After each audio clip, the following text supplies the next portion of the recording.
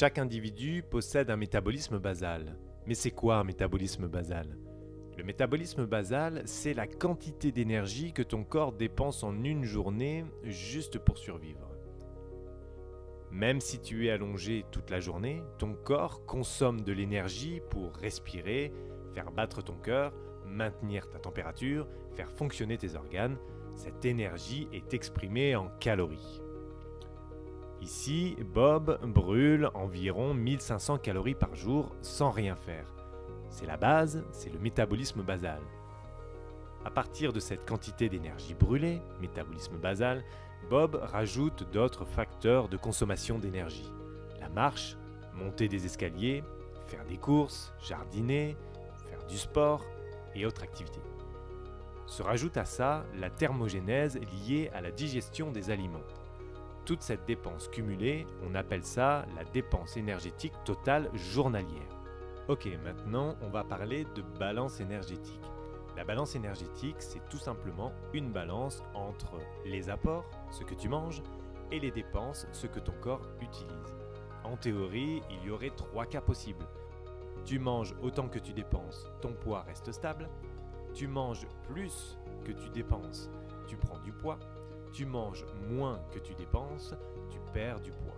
C'est une règle de base. Je reviens sur cette dernière information. Tu manges moins que tu dépenses, tu perds du poids. Désolé, c'est ici que toutes les personnes qui veulent perdre du poids se plantent. Voici l'erreur. Bob est en surpoids, il pèse 120 kg et veut perdre 40 kg. Il se dit, je vais créer un déficit calorique. Il calcule son métabolisme basal, environ 2000 kcal par jour. Il fait un magnifique calcul de règle de 3, 2000 x 80 divisé par 120 est égal à 1333 kcal. Bob crée ici un déficit de 667 kcal pour atteindre son objectif. Pourquoi ce calcul est faux et quels sont les risques?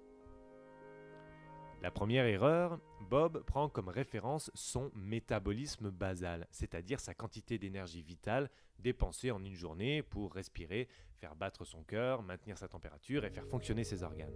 J'appelle ça un déficit calorique négatif, c'est-à-dire sous son métabolisme basal. Voici ce qu'il attend. Dans un premier temps, perte de poids. Ensuite, il va avoir faim, il va être fatigué, perte d'énergie, frustration. Puis après quelques jours, craquage alimentaire, il va reprendre du poids, ce qui crée de la culpabilité, et ensuite il va se réengager dans un déficit calorique. Cette spirale négative, tu la connais, c'est l'effet yo-yo. Voici donc la solution, créer un déficit calorique positif. Plutôt que de baisser les apports et faire un déficit calorique négatif, on va augmenter la dépense énergétique avec l'activité physique. On va créer un déficit calorique positif tout en gardant le minimum d'apport, c'est-à-dire le métabolisme basal. Bob calcule grâce à la formule magique son TDE, qui va être d'environ 2180 kcal par jour. Il s'agit du métabolisme basal. Bob rajoute l'activité physique légère, soit un facteur de 1,375. Son TDE est égal à 2997 kcal par jour. Bob peut donc maintenant créer un déficit calorique à partir de son TDE, c'est-à-dire maximum 2997 moins 2180 est égal à environ 817 kcal par jour pour les journées actives. Il va donc créer un déficit calorique maîtrisé au-dessus de son métabolisme basal.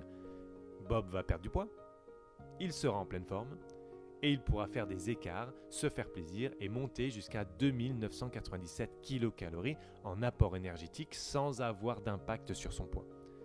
À condition de bouger.